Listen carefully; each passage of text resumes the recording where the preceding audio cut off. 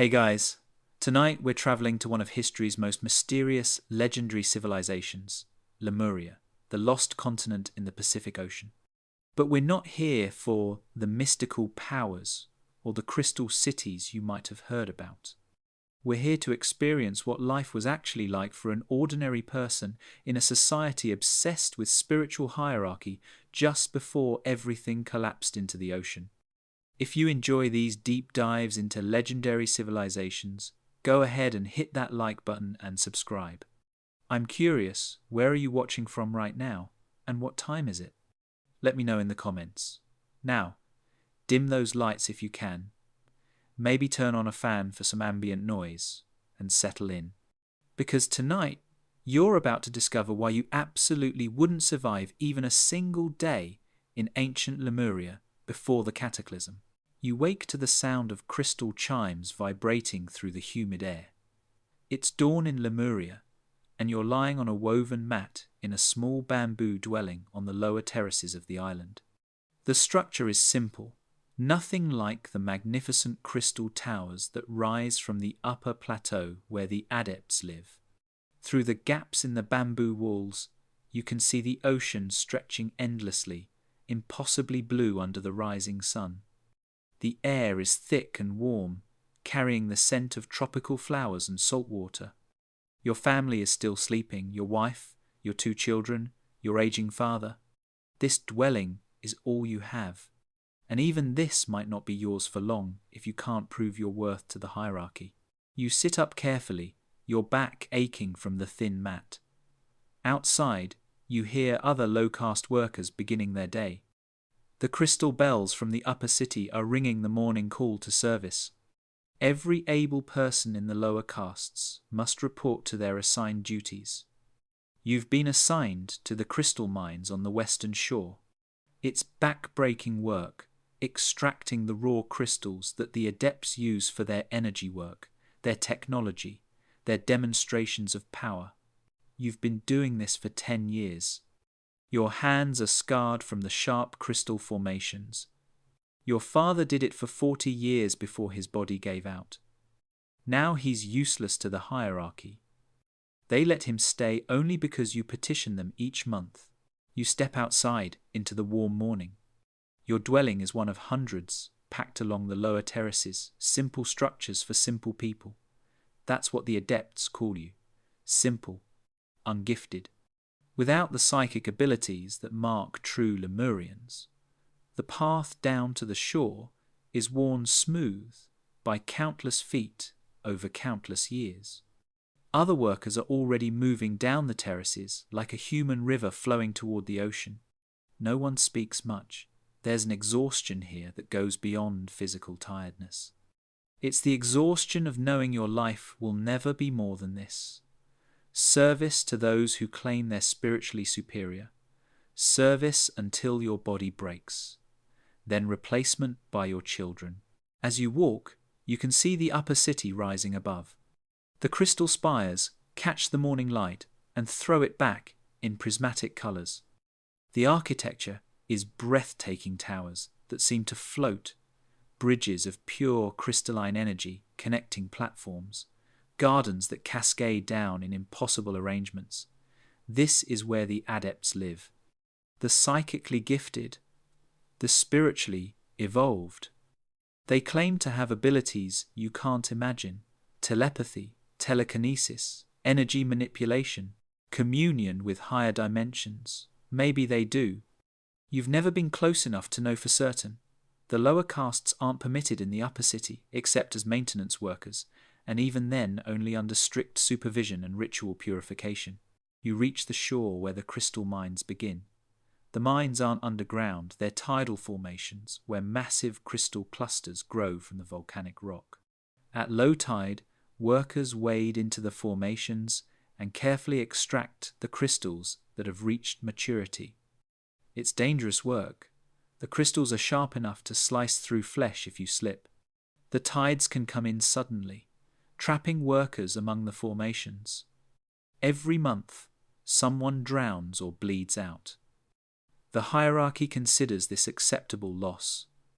The crystals are too valuable. They power everything in Lemuria: the floating platforms, the energy shields, the communication networks, the healing temples. Everything depends on a constant supply, which means you keep mining no matter the cost. An overseer approaches.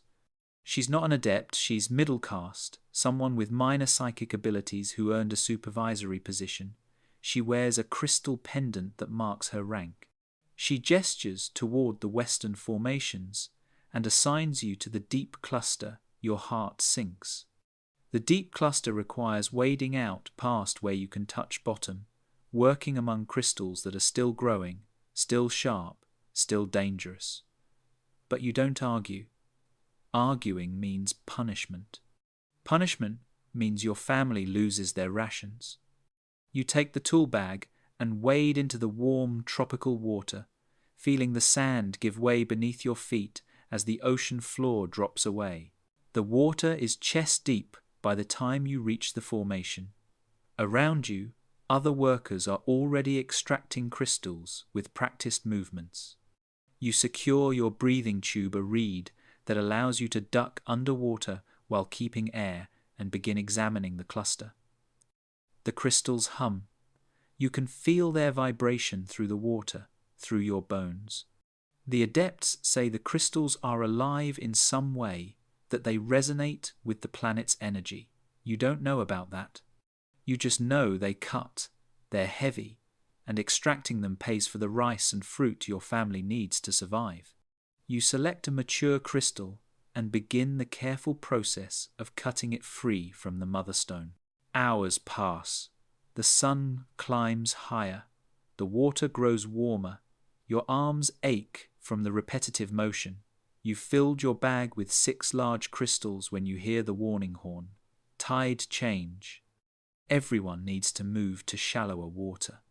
You turn to wade back, but your foot catches on something submerged crystal or coral. You don't know. You stumble, falling forward. Your hand comes down hard on a crystal formation. Pain explodes through your palm as the edge slices deep. The water around you clouds red. You pull your hand back and see the gash deep, bleeding heavily. You need to get to shore, now, before the tide comes in fully, before the blood attracts the reef sharks. You make it to shore, your injured hand throbbing. The overseer examines the wound with a clinical eye. She tells you to report to the healing station. You ask if you can finish your shift first. You need the full day's credit. She looks at you with something between pity and contempt. Your hand is sliced open and you're worried about rations. That's what being low caste means. But she shakes her head. You're bleeding too much. You'll contaminate the crystals. Go get healed. Return tomorrow. You realize with cold dread that today's injury means today's pay is lost. Your family will eat less tonight. Your father might have to skip meals entirely. This is how it works here. One accident, and you slide closer to the edge. The healing station is a small building near the shore. Not one of the grand healing temples in the upper city. Those are for adepts and high caste citizens. This is for workers. A young healer examines your hand. She has minor healing abilities, enough to seal wounds and prevent infection. She places her hands over the gash, and you feel warmth spreading through your palm. The bleeding slows. The edges of the wound begin to close. Within minutes, the gash has sealed into an angry red line. It still hurts, but you won't die from it. She tells you to rest it for a day. You tell her you can't afford to rest. She shrugs. That's your choice. But if it reopens and gets infected, you'll lose the hand. Then you'll be useless. Then you'll be cast out. You leave the healing station with your hand wrapped in treated cloth. The morning is gone. You've lost half a day's work. You decide to try the crystal polishing yards. Maybe they need someone for the afternoon shift. The polishing yards are where extracted crystals are refined and prepared for use. It's less dangerous than mining, but also less paid. You find a supervisor and ask for afternoon work. He looks at your wrapped hand and tells you to come back when you're whole. Another rejection. Another loss.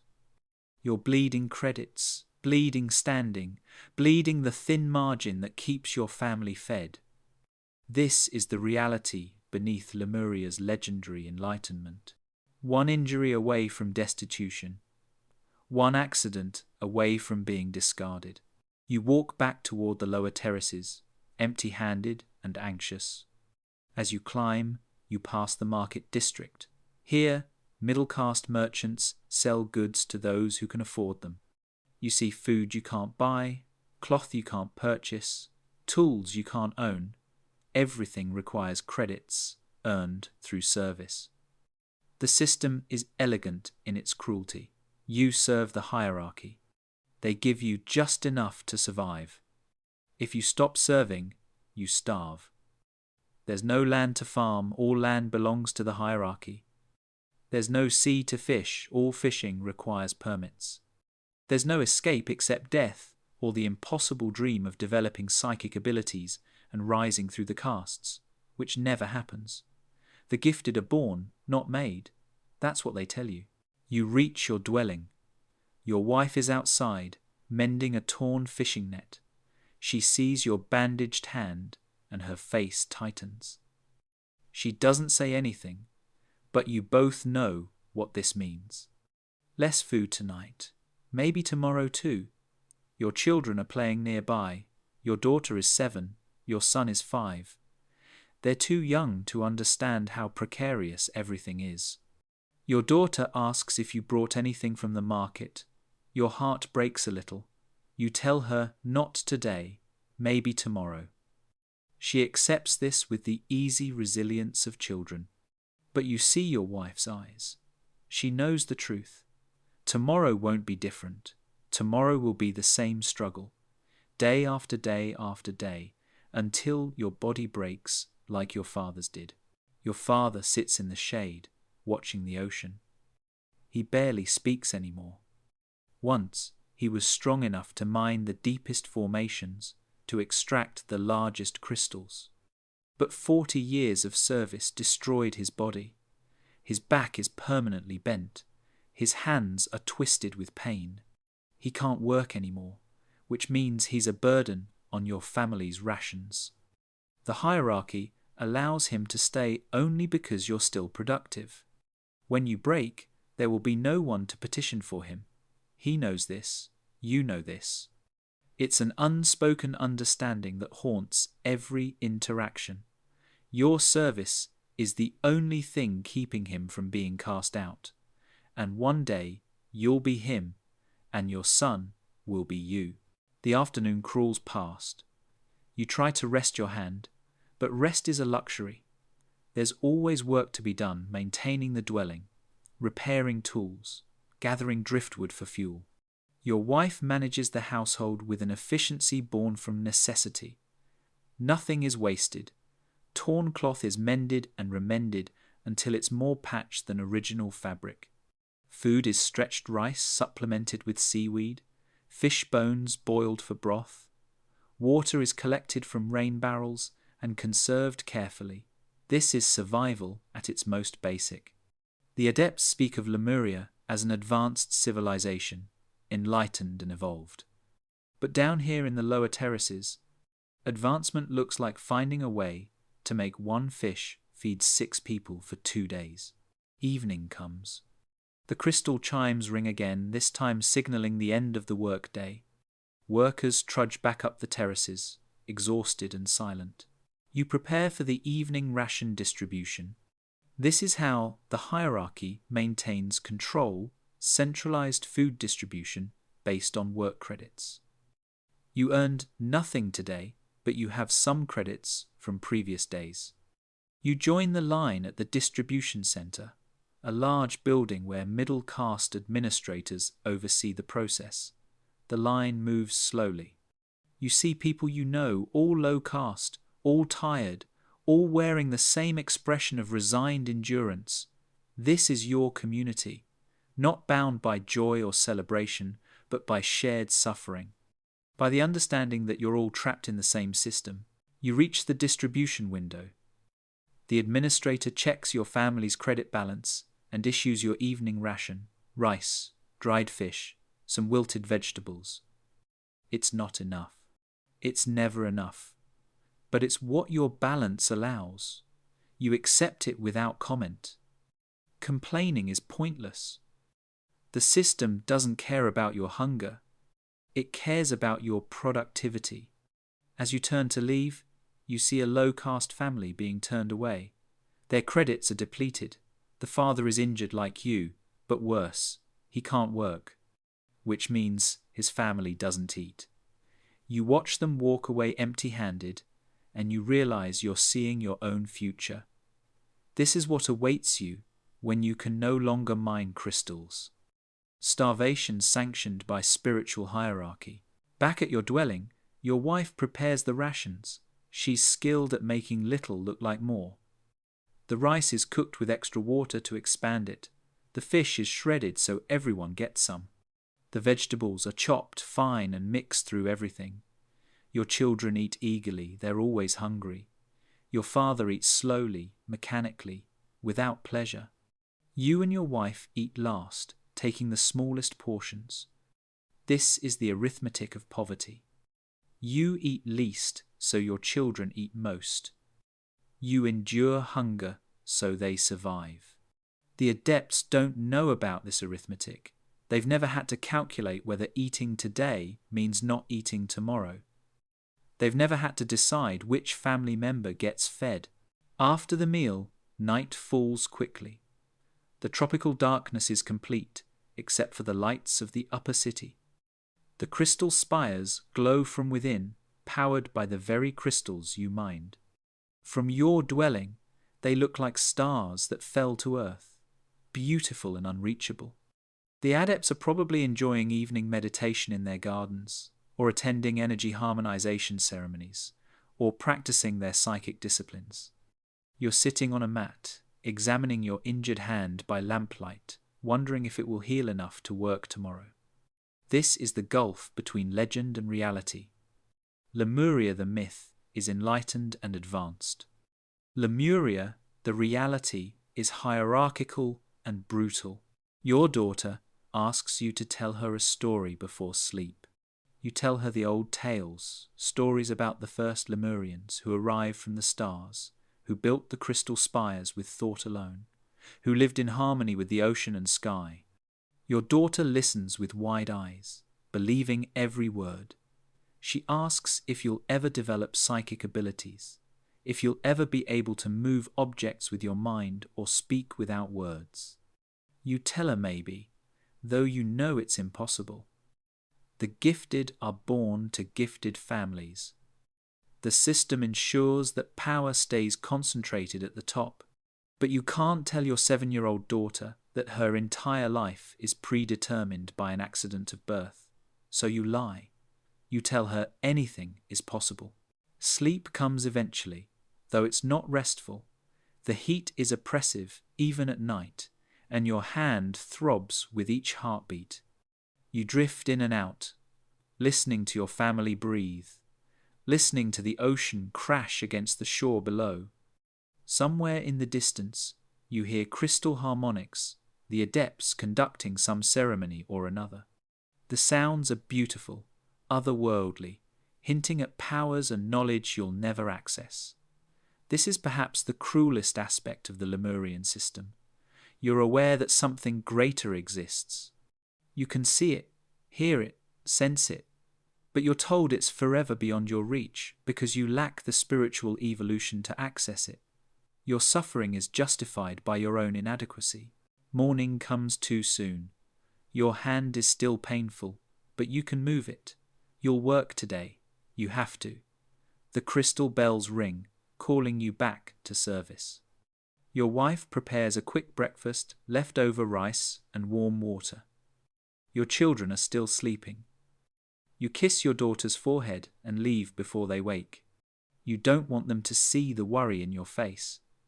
The path down the terraces is familiar as breathing. You've walked it thousands of times. You know every step, every turn. This path has worn a groove in your life, as deep as the groove it's worn in the hillside. down to the shore, into the water, extract crystals, return, repeat, until you break, until you're replaced.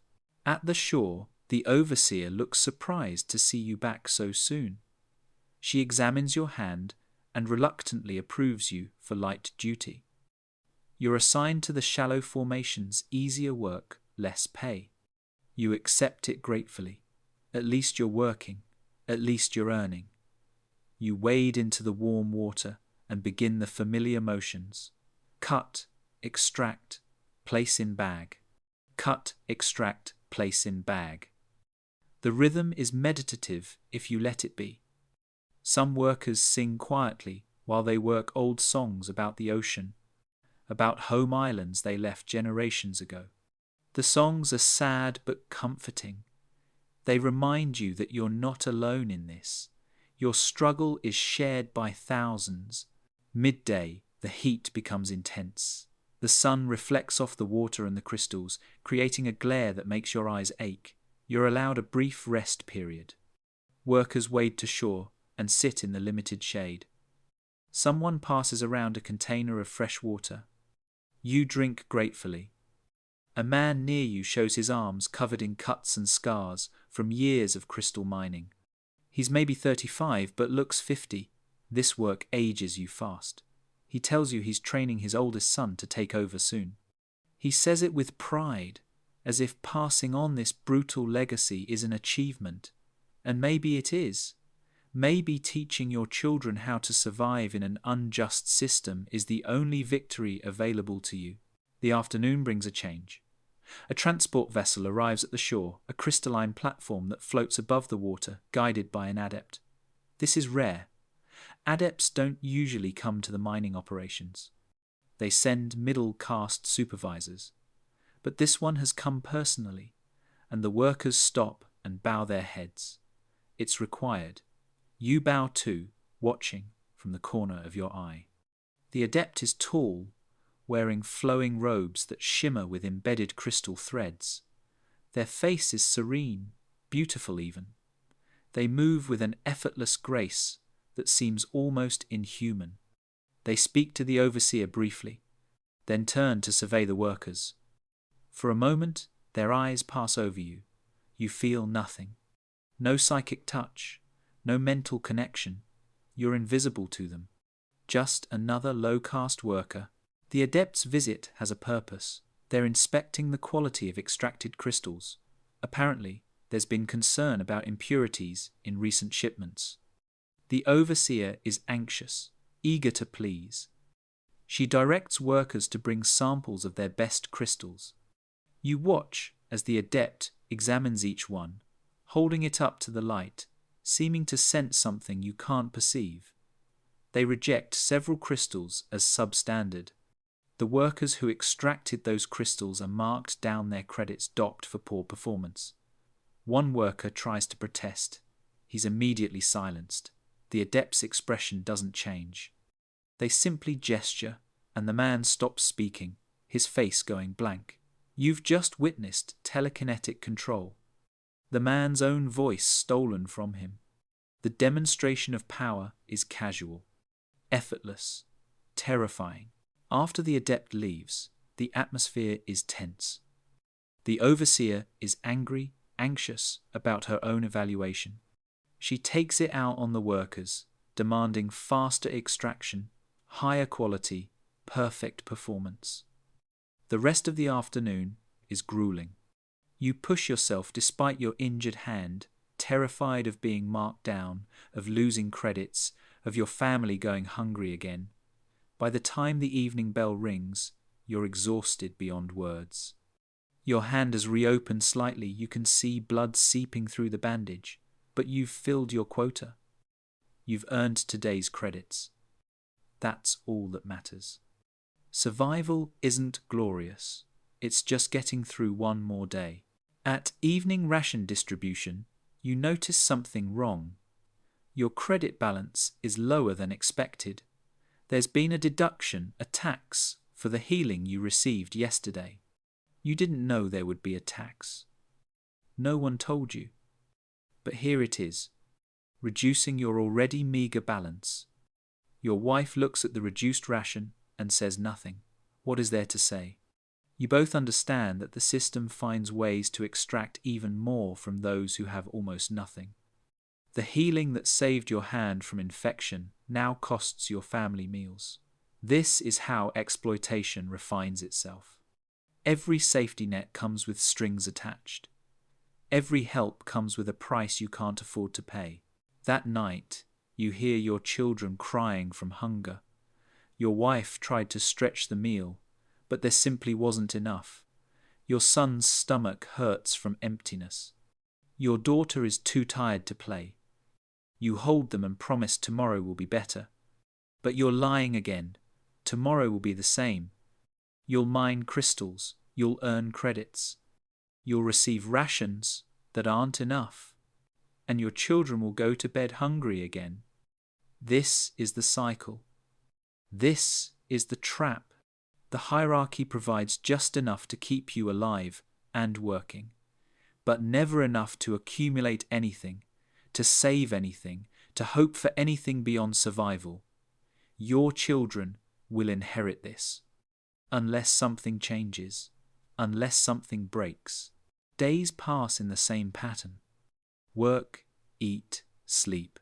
Work, eat, sleep. Your hand slowly heals, though it leaves a scar that will never fully fade. You've become more careful in the formations, hyper-aware of every sharp edge, every potential injury. An injury means lost credits. Lost credits means hunger. Hunger means weakness. Weakness means more injuries. It's a spiral you've seen destroy others. You're determined not to fall into it. But determination only goes so far when the system is designed to break you. You watch other low-caste workers. Some have been doing this for decades. They're bent, scarred, exhausted. They're what you're becoming. They're your future made flesh. One morning, you notice something strange. The water around the crystal formations feels different, warmer than usual, and there's an odd smell in the air. Sulphurous. Some of the older workers mention it too. They remember stories from their grandparents about similar signs of volcanic activity. The islands of Lemuria are volcanic in origin, built on a chain of underwater volcanoes. Occasionally, there are small earthquakes or steam vents. It's normal, but this feels different, stronger, more persistent. You mention it to the overseer. She dismisses your concern. The adepts would warn everyone if there was danger. The adepts can sense disturbances in the Earth's energy. They would know. You accept this explanation because what choice do you have? You're not an adept. You can't sense energy. You can only sense water and sulfur. The strange smell continues for days. The water temperature rises noticeably. Some workers report seeing steam vents opening in the deeper formations. There are small tremors, enough to feel, not enough to cause damage. The low-caste community is nervous, but no warning comes from the upper city. The crystal bells ring as always. Work continues as always. You mine crystals in water that's now uncomfortably hot, trying to ignore the sense that something is wrong. The hierarchy knows best. The adepts with their advanced abilities would certainly detect any real danger. This is what you tell yourself. This is what everyone tells themselves. The alternative that the hierarchy doesn't care, or doesn't know, or is ignoring the signs, is too frightening to consider. A week later, you're working in the formations when a larger tremor hits. The water suddenly drains away from the shore, pulled back by some massive force. You've never seen anything like it. The crystal formations are fully exposed, standing like a forest of glass in the suddenly empty bay. Workers stand in confusion, looking at the retreating water. Some laugh nervously. Some bend to pick up fish, flopping in the mud. Then an older worker starts screaming. He's pointing at the horizon. You turn and see it, a wall of water, impossibly tall, racing toward the shore. The water that was pulled back is returning, and it's bringing the ocean with it. You have maybe a minute, maybe less. You run. You're running up the terraces, your heart hammering, your lungs burning. Behind you, you can hear the roar of the approaching wave. Other workers are running too, scrambling up the hillside, abandoning tools and bags and everything else. You see your dwelling ahead. Your family is there. You have to reach them. You have to get them to higher ground. The roar grows louder. You don't look back. You focus on climbing, on moving, on surviving. You reach your dwelling, and your wife is already outside, holding your children. She's seen the wave. Everyone has. The entire lower terrace population is fleeing upward. But the terraces only go so high before you reach the upper city walls. And those walls are closed. The wave hits the shore with a sound like the end of the world. It crashes over the crystal formations, the mining equipment, the healing station, everything. It climbs the lower terraces, swallowing dwellings and people and lives. You're halfway up, carrying your daughter, your son clinging to your back, your wife supporting your father. The water is chasing you. You can feel spray on your back. You're not going to make it to the walls. The upper city gates remain closed. The adepts are protecting themselves. Of course they are. You reach a high terrace, and the wave reaches its limit just below you. It stops, recedes, pulling back everything it touched. Bodies, debris, lives. The lower terraces are gone. Thousands of dwellings, thousands of people, gone in minutes. You stand on the wet stone, holding your children, watching the devastation below. Your dwelling is gone. Everything you owned is gone. The mining operations are destroyed. The shore is unrecognizable. And the water is still behaving strangely, churning, steaming, pulling back again. Another wave is coming. You look up at the upper city walls. They're still closed. You scream for them to open the gates. Others join you, hundreds of survivors begging for shelter. Finally, slowly, a small gate opens, but only a few people are allowed through at a time. There are guards, middle-caste enforcers controlling access. You realize with horror that they're selecting who enters, who lives. They're turning people away. They're choosing who deserves survival. You push forward with your family. The guards stop you. They ask about your caste status. Low caste, you answer. They look at your father, old, broken, unable to work. They say he can't enter. Limited space. Priority for productive citizens. You beg them. You offer to trade your own entry for his. They refuse. The rules are clear. You watch as they turn away family after family who have elderly, injured, or sick members. The system that controlled your life is now controlling your death. The hierarchy decides who's valuable enough to save. Your father looks at you and tells you to go. Take the children. Save them. He'll stay behind. You try to argue, but he's already walking away, back toward the devastated lower terraces, back toward the next wave. You're holding your sobbing children and making calculations you never wanted to make. You enter the upper city with your wife and children. For the first time in your life, you see beyond the walls. And it's breathtaking despite everything. Crystal buildings rise in impossible geometries. Gardens float in mid-air. Energy streams visible as coloured light connects structures. This is what your crystals built. This is what your labour made possible. But there's no time to marvel. Another tremor hits, stronger than before. The ground itself seems to roll like water. Crystal structures vibrate with harmonic sounds. Some shatter, sending deadly shards everywhere.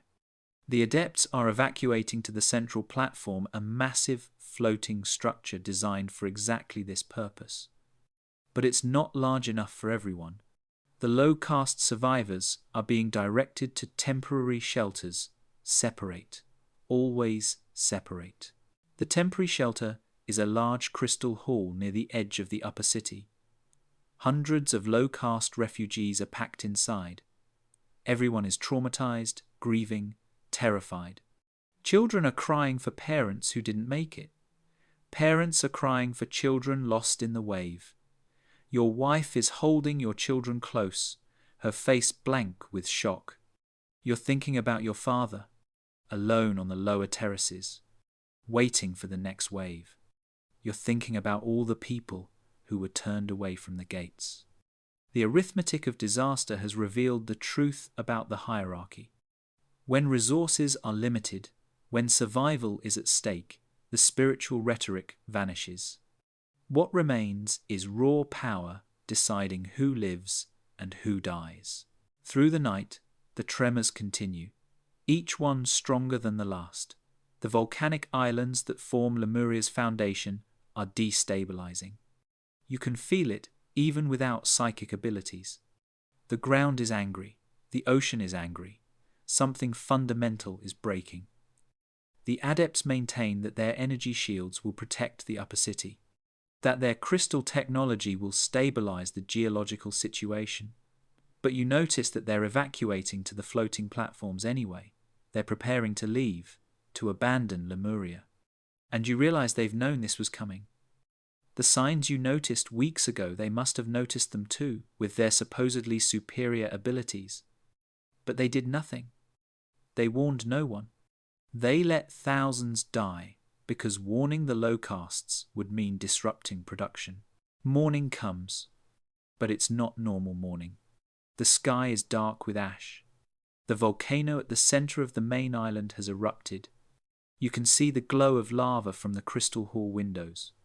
The air inside is getting harder to breathe, sulfur and ash seeping in through ventilation.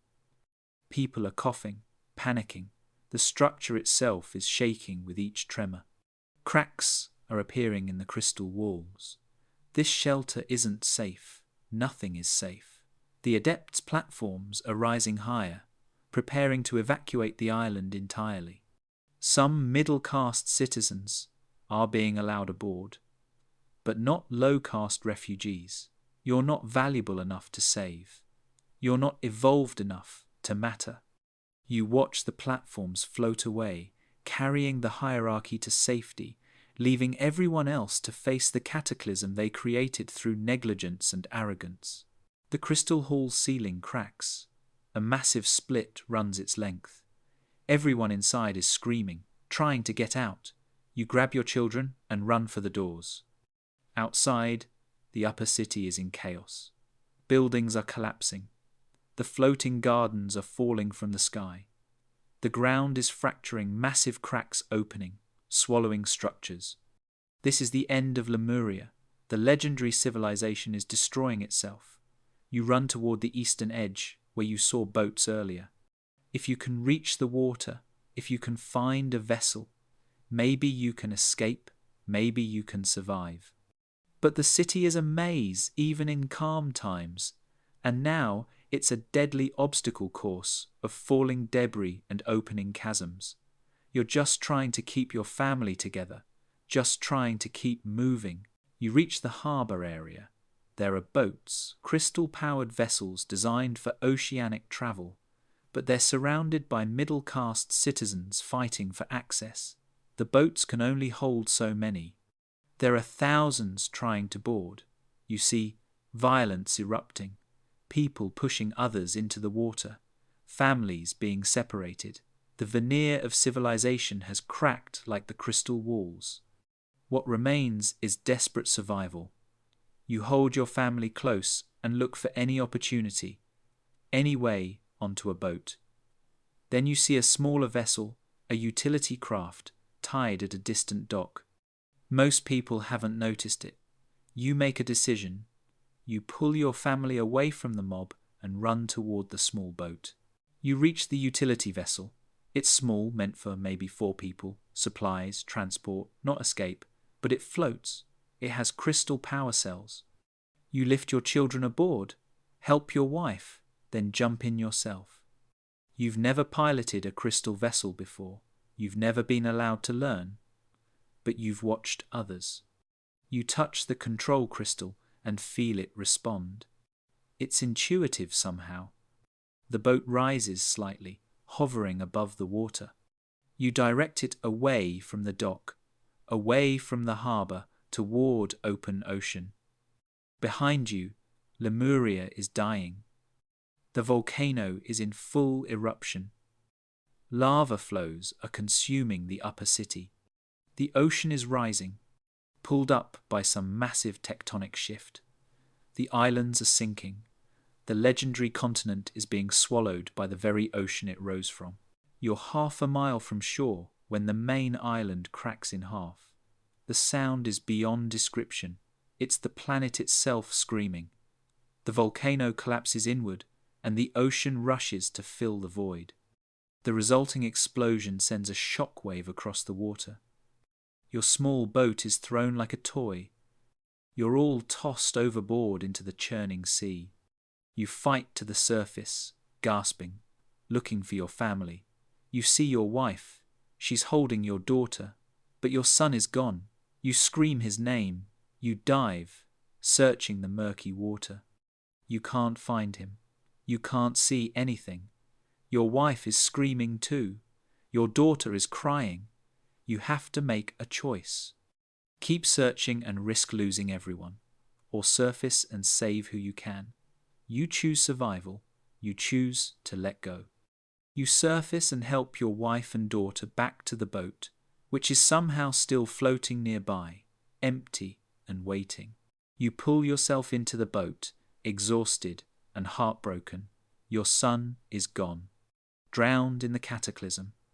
5 years old and swallowed by the ocean. Your wife is inconsolable. Your daughter doesn't understand. She keeps asking where her brother is.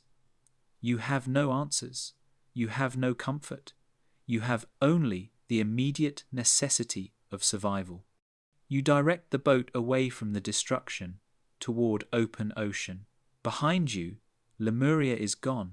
The islands are beneath the waves. The crystal spires are shattered and sinking. The floating platforms carrying the adepts are scattering in different directions, fleeing toward distant lands. The legendary civilization has ended, and you're adrift in a small boat with what remains of your family, heading nowhere, with no destination except away. Days pass on the ocean. The boat's crystal power cells keep it afloat and moving, but you have limited supplies. Water is your biggest concern. Food second. Your wife barely speaks. She's lost in grief. Your daughter keeps asking questions you can't answer. Where are we going? When can we go home? Where is everyone else? You're navigating by the sun and stars, heading east, hoping to find land, any land. The ocean is vast beyond imagining. You're alone on endless blue. Sometimes you see debris from Lemuria, pieces of crystal, remnants of structures, bodies. You avoid them. You keep moving. Survival requires forward motion. Stopping means thinking. Thinking means confronting what you've lost. On the 5th day, you see something on the horizon. Land, an island, small but visible. You direct the boat toward it with the last of your energy.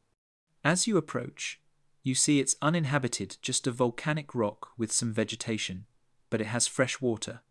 You can see a stream running down from higher ground. You beach the boat, and your family collapses on the shore. You drink from the stream cool, clean water that tastes like salvation. You gather fruit from the trees. You rest in the shade. You're alive. You survived, but survival doesn't feel like victory. You've lost your son. You've lost your father. You've lost everyone and everything except your wife and daughter. The price of surviving the cataclysm is carrying the weight of everyone who didn't. You stay on the island for weeks. There's nowhere else to go. The boat could take you further, but further where? You have no destination, no home to return to. Lemuria is gone, swallowed by the ocean along with its hierarchy, its crystal technology, its spiritual pretensions. The legendary civilization destroyed by the very geological forces its adepts claim to control. You build a shelter from bamboo and palm fronds, you learn to fish, you gather fruit and coconuts, you teach your daughter how to survive on this small island. Your wife slowly emerges from her grief, redirecting her pain into caring for your daughter. You're creating something new, not a civilization, just a life, simple, ungifted, surviving. One day, you see another boat in the distance, another survivor vessel from Lemuria. You light a signal fire, and they approach. It's a family like yours, low caste, escaping the cataclysm. They land, and you share what you have. Over the following weeks, more survivors arrive, all low caste. The adepts went in different directions, toward established lands where their abilities might earn them positions. But the low caste had nowhere to go except these empty islands. You're building a community from disaster, a community based not on hierarchy, but on shared trauma, shared survival. Everyone works, everyone contributes. There are no adepts here, no middle caste overseers, just people trying to live. Months pass, your small community grows. You've established dwellings, communal farming, fishing operations. It's hard work, but it's different from the crystal mines. Here, you work for yourselves. What you produce, you keep. There's no hierarchy extracting value from your labor. There's no spiritual elite claiming superiority. Everyone here knows the truth, that the adepts were just people with abilities, not more evolved, not spiritually superior, just people with power who used that power to exploit others. The cataclysm was geological, but it was also social. The system collapsed because it was built on an unstable foundation, just like the volcanic islands. Both fell into the ocean together. Your daughter asks about Lemuria sometimes. She was only 7 when it fell. Her memories are fading. You tell her what you remember, the crystal spires, the floating gardens, the beautiful impossibilities of an advanced civilization. But you also tell her the truth. That beauty was built on suffering. That advancement came at the cost of humanity.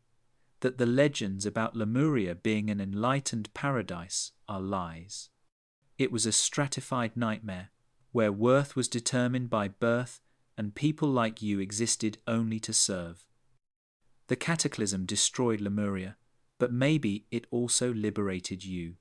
Here on this island, you're not low caste. You're just a person. And maybe that's evolution the adepts never understood. Years pass on the island. Your daughter grows. She learns to fish, to farm, to navigate by stars. She has no memory of being hungry or hopeless. She's never known hierarchy or exploitation. She's never been told she's inferior because she lacks psychic abilities. She's free in a way you never were. Your wife has healed, though the loss of your son is a scar she'll carry forever. You've healed too, as much as anyone can. You still dream of the wave sometimes, of the choice at the gate, of your father walking back toward the doomed terraces, of your son disappearing beneath the churning water. These dreams will never stop, but you've learned to carry them. This is what surviving means, carrying the dead with you.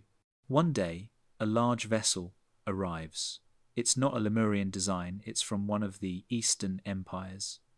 Traders, looking for new islands and trade routes. They've heard legends of a great civilization that sank beneath the waves. They're looking for salvage, for crystal technology, for any remnants of value. You tell them there's nothing left. Lemuria is gone. The crystals are at the bottom of the ocean. The knowledge died with the adepts. But you can trade fish and fruit for tools and cloth. You can establish connections with the wider world. Your isolated community is about to become less isolated. You're not sure if this is good or bad, but isolation wasn't sustainable. Eventually, you needed to rejoin the human world. The question is what kind of world you'll create. The traders return regularly. Your island becomes a waypoint on their routes. You trade goods and stories.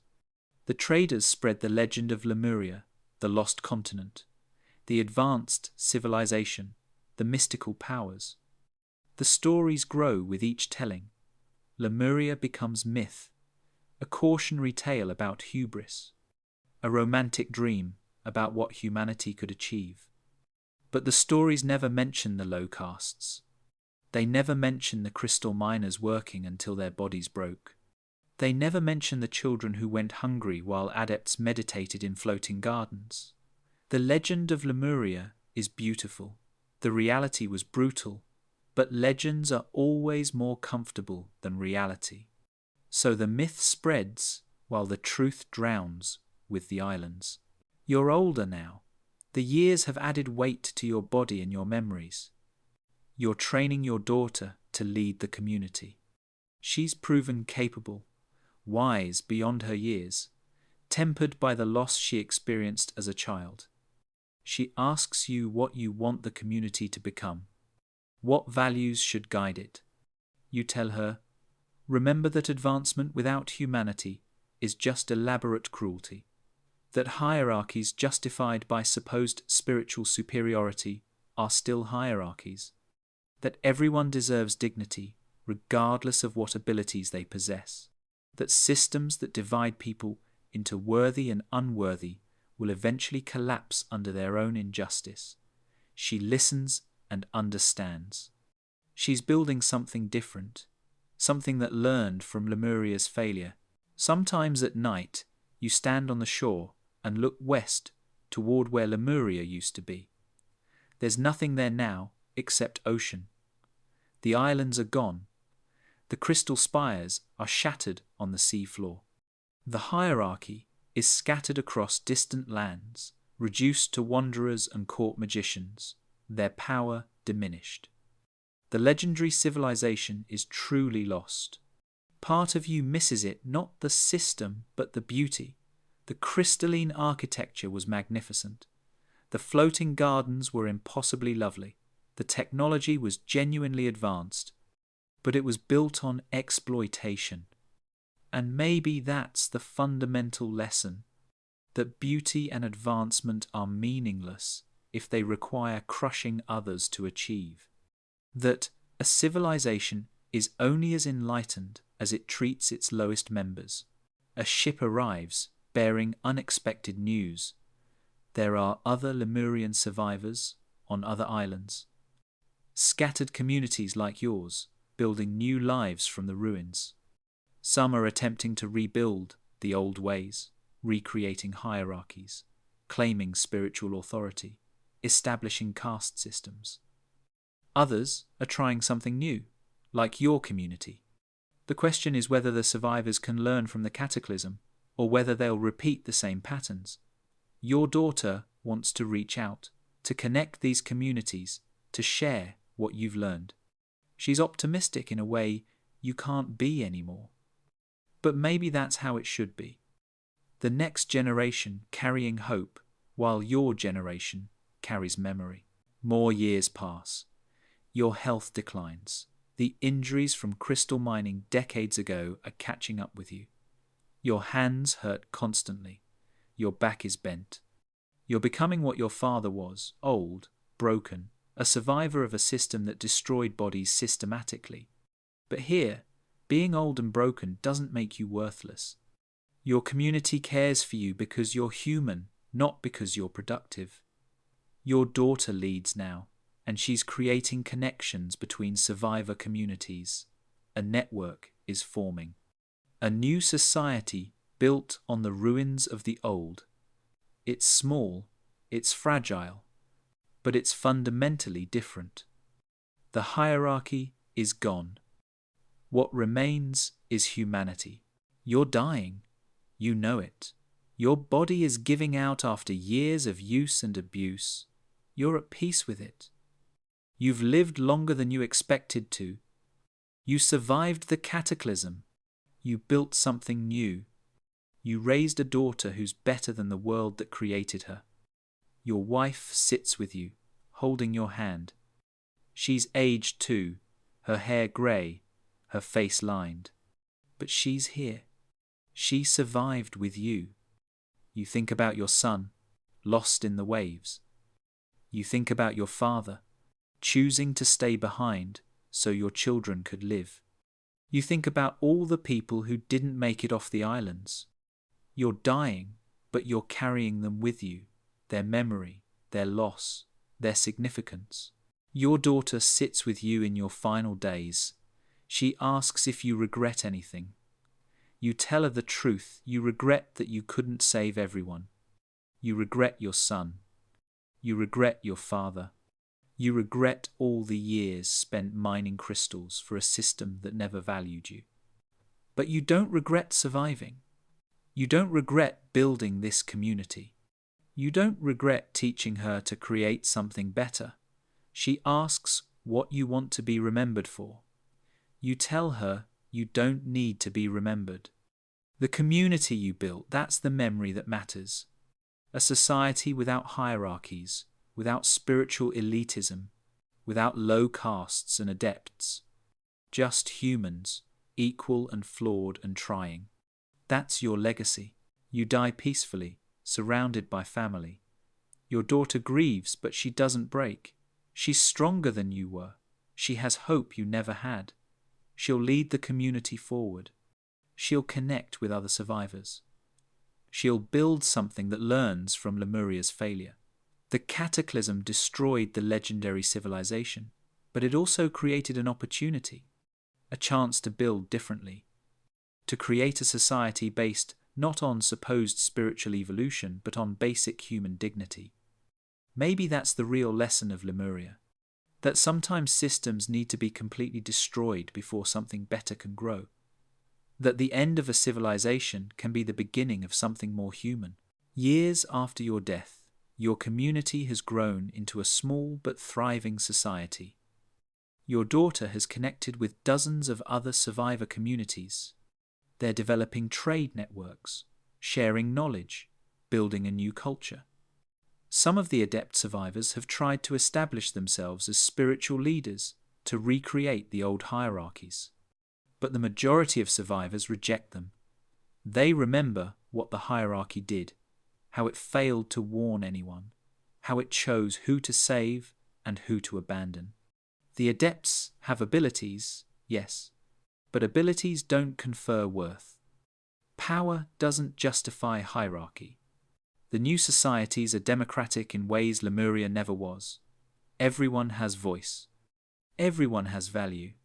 The Cataclysm destroyed one civilization and birthed another. Generations pass. The survivors who remember Lemuria die off. Their children have only second-hand memories and stories. The Cataclysm becomes history. History becomes legend. The truth about what Lemuria really was, a stratified society built on exploitation, is gradually forgotten. The legends that remain focus on the beauty, the crystal technology, the psychic powers, the advanced knowledge. Lemuria becomes a golden age myth, a lost paradise. The brutal reality is smoothed away by time and wishful thinking. This is what always happens. The suffering is forgotten, the beauty is remembered, and maybe that's necessary. Maybe humans need myths more than truth. But somewhere in the stories, the warning remains. That advancement without humanity leads to collapse. Centuries later, your island is part of a larger network of Pacific cultures. The descendants of Lemurian survivors have intermarried with other Pacific peoples. The crystal technology is lost, the knowledge died with the adept who hoarded it. But other technologies develop: sailing techniques, navigation by stars, aquaculture, agricultural methods suited to island life. The societies are egalitarian in ways Lemuria never was. There are no castes. no spiritual hierarchies. People are valued for their contributions, not their birth or abilities. The memory of the hierarchy functions as a warning, a reminder of what not to become. This is your true legacy, not the buildings or technology of Lemuria, but the lesson learned from its fall. The legend of Lemuria spreads far beyond the Pacific. Traders carry stories to distant lands. Scholars write treatises about the lost continent. Some claim it was in the Pacific, others the Indian Ocean, others the Atlantic. The location shifts with geography and imagination. The details change with each telling. But the core myth remains an advanced civilization destroyed by cataclysm, its knowledge lost, its wisdom waiting to be rediscovered. The myth serves many purposes. It's a romantic dream about human potential. It's a cautionary tale about hubris. It's a mystery that invites speculation. But it's not truth. The truth is simpler and harder. Lemuria was a hierarchical society that valued some humans over others, and it paid the price for that injustice. Millennia pass. The islands where Lemuria stood are still beneath the ocean. Occasionally, divers find strange formations on the seafloor, geometric patterns that might be ruins or might be natural, crystals that seem too perfect to be accidental, structures that suggest intelligent design. Or maybe it's just geology. Maybe humans see patterns where none exist. Maybe the desire for Lemuria to have been real, to have been advanced, to have been enlightened, creates evidence where there's only ocean floor. The physical civilization is gone. What remains is the idea, and ideas are more powerful than facts. Ideas shape how people think about possibility, about what humans can achieve, about what's been lost and might be regained. In the modern world, Lemuria has become symbol rather than history. It represents different things to different people. For some, it's evidence of ancient, advanced civilizations forgotten by mainstream history. For others, it's metaphor for human potential, what we could achieve if we fully developed our spiritual and mental capacities. For still others, it's simply an entertaining myth, no more real than Atlantis or El Dorado. But for the descendants of the actual survivors, scattered across the Pacific Islands, there are still stories passed down through generations. Stories about ancestors who fled a sinking land, who built new lives from catastrophe, who refused to recreate the hierarchies that destroyed the old world. These stories are real. They're not myth, they're memory. Your great-great-great-granddaughter, dozens of generations removed, lives on an island in the Pacific. She doesn't know she's descended from Lemurian survivors. That knowledge was lost generations ago. She's just a person, living her life, fishing and farming and raising children. She doesn't have psychic powers. She doesn't work with crystals. She's never heard the term low-caste. She's free in a way you never were. And that freedom, that basic human dignity you fought to give your daughter, has propagated through generations. You're in her DNA, but not in her memory. But your choices shaped her reality. The community you built, the values you taught, the refusal to recreate hierarchy, all of it flowed down through time to give her a life of dignity. That's the real legacy. Not grand, not mythical, just human. If your great-great-great-granddaughter knew her ancestry, what would she think? Would she be proud that you survived? Would she understand the impossible choices you made? Would she judge you for the people you couldn't save? Or would she simply recognize that you were human, doing your best in an inhuman system? The distance of time makes judgment easier. From centuries away, people can criticize choices made in moments of terror, but she's living the life she lives, because you survived, because you chose to build something different, because you refused to recreate what destroyed Lemuria. She doesn't need to know your name. She just needs to live freely. That's enough. That's everything. Modern archaeologists debate whether Lemuria ever existed. The evidence is inconclusive. Some point to geological records showing land masses that existed and then submerged. Others note that plate tectonics explains these changes without requiring a lost civilization. The lack of definitive artifacts suggests Lemuria is myth rather than history. Or maybe the artifacts are still undiscovered, deep beneath the Pacific. Or maybe they were so thoroughly destroyed by the Cataclysm that nothing recognizable remains. The debate continues because humans love mysteries. We want there to have been lost civilizations. We want to believe that advancement happened before and could happen again. We want the myth to be real because myths give meaning. But here's what's certain. Whether Lemuria literally existed or not, the story has truth. Hierarchical societies that justify exploitation through ideology, spiritual, racial, economic, whatever, are inherently unstable. They create resentment. They concentrate benefits and distribute suffering unequally. They convince those on top that they deserve their position and those on bottom that they deserve their suffering. And when crisis comes, these societies collapse catastrophically because there's no solidarity, no shared investment in survival. The privileged save themselves, the exploited are abandoned. This pattern repeats throughout history. Lemuria as specific civilization might be myth, but Lemuria as pattern is real. It's the story of every civilization that prioritizes hierarchy over humanity.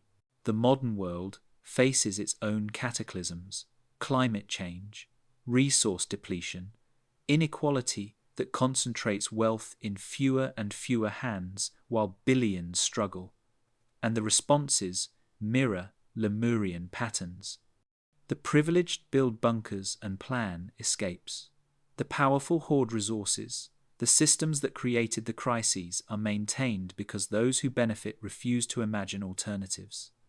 Meanwhile, those without power are told to accept their position, to trust that the elite will solve problems, to wait for solutions that never come. The parallel to Lemuria is stark. We're building crystal spires on foundations of exploitation. We're creating floating gardens while people mine crystals until their bodies break. And we call it progress. We call it advancement. We call it inevitable. Maybe the lesson of Lemuria, real or mythical, is that we're always on the verge of cataclysm, that societies built on hierarchy and exploitation are fundamentally unstable. That advancement means nothing if it doesn't include everyone. That spiritual rhetoric or ideological justification doesn't change the fundamental injustice of systems that value some humans over others. The adepts believed they were more evolved, more deserving, more important. They believed this right up until the islands sank, and then their supposed evolution couldn't save them. Power and abilities didn't matter when the ocean came. Everyone drowned equally. The only ones who might have survived were those who learned to work together, to value each other, to build community from catastrophe. You wouldn't have lasted a day in Lemuria not because you lack abilities or spiritual evolution. You wouldn't have lasted because the system was designed to break you, because hierarchies require a bottom, and you would have been it, because exploitation needs the exploited, and you would have been them. Because advanced civilizations built on fundamental injustice are prisons, not paradises. The legend of Lemuria is beautiful. Crystal spires, floating gardens, mystical powers, it sounds wonderful. But living in Lemuria as an ordinary person would have been hell. A hell justified by spiritual superiority. A hell maintained by caste systems. a hell that called itself enlightenment while crushing humans into service. That's the truth beneath the myth. That's what wouldn't let you last a day. The cataclysm that destroyed Lemuria was geological.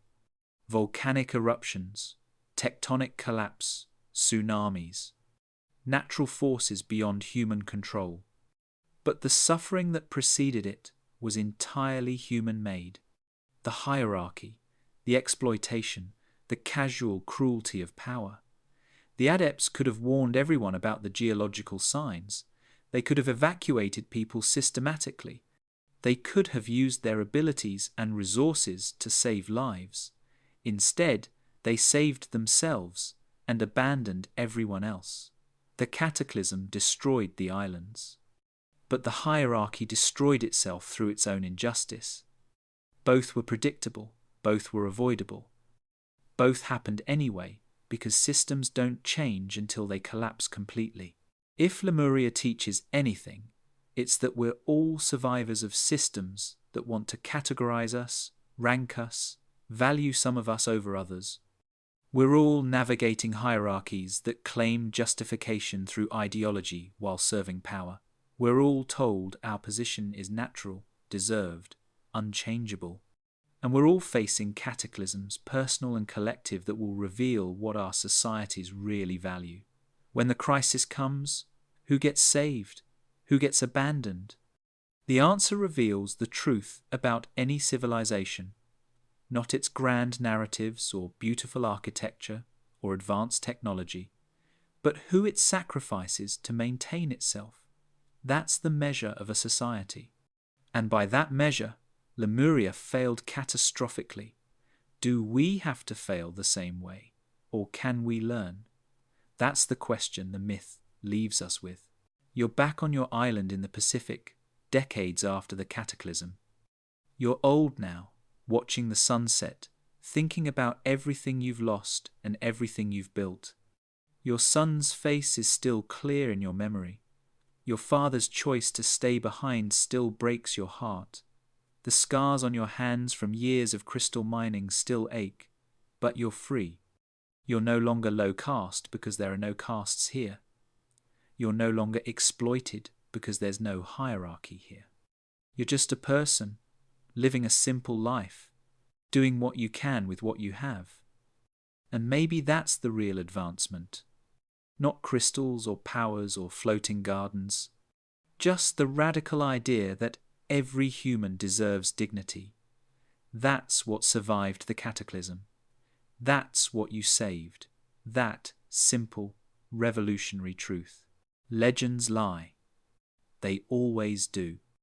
They take the worst parts of history and smooth them away. They make oppression look like order. They make hierarchy look like harmony. They make exploitation look like advancement.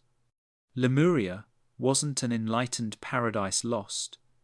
It was a warning ignored. A civilization that valued power over people. A system that justified suffering through spiritual rhetoric. And it collapsed because injustice isn't sustainable. Eventually, the ground gives way. The ocean rises. The people who were crushed by the system either die with it or survive to build something different. That's the pattern. That's the lesson. We can build crystal spires, or we can build communities. We can value abilities, or we can value humanity. We can create hierarchies, or we can create equality. The choice seems obvious, but history, real and legendary, shows that we keep choosing wrong. We keep building Lemurias, and they keep sinking. Maybe one day we'll learn. Maybe one day we'll build something that lasts, not because it's advanced or powerful or enlightened, but because it's fundamentally just, because it values every human equally, because it refuses to sacrifice some for the comfort of others. Until then, we're all just survivors waiting for the next wave, hoping we'll make better choices when the water starts to rise, hoping we'll save each other instead of ourselves, hoping that this time, finally, we'll learn what Lemuria never did, that a civilization is only as enlightened as it treats its most vulnerable. And by that measure, most of us are still living in the shadow of sinking islands.